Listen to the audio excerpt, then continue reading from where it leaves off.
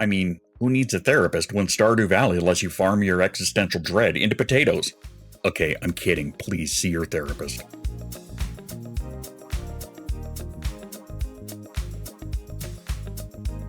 So, with everything going on in the world today, I've had to take a bit of a step back. I've been feeling like my brain is in a non-stop tizzy as we once again prepare for at least 4 years of every day being one gong show after another.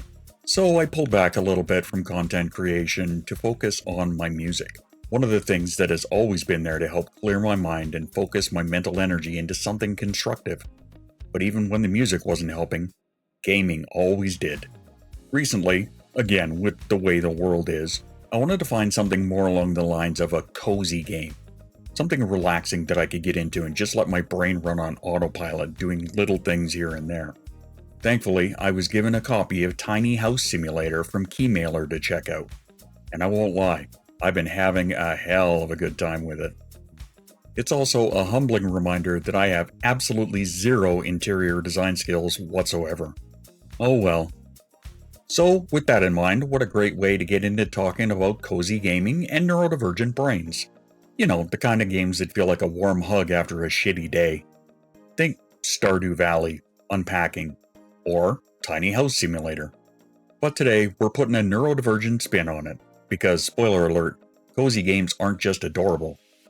They're a goddamn lifeline for some of us.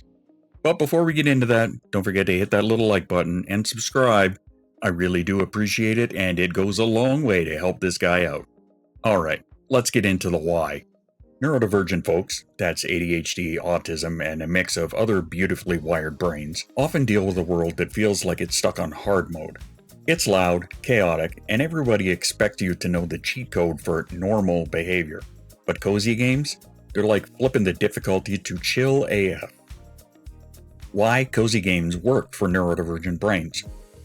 So here's why these games hit differently. First up, structure. Cozy games have a clear framework.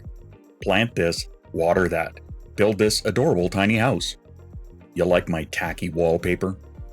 For ADHD brains that crave dopamine and hate ambiguity, this is like gourmet brain candy. And let's not forget about autistic players. Games like Animal Crossing, for example, offer routines that are predictable and calming. Hell, give me a game where I can organize my inventory and I'll zen out faster than if I paid for an overpriced mindfulness app.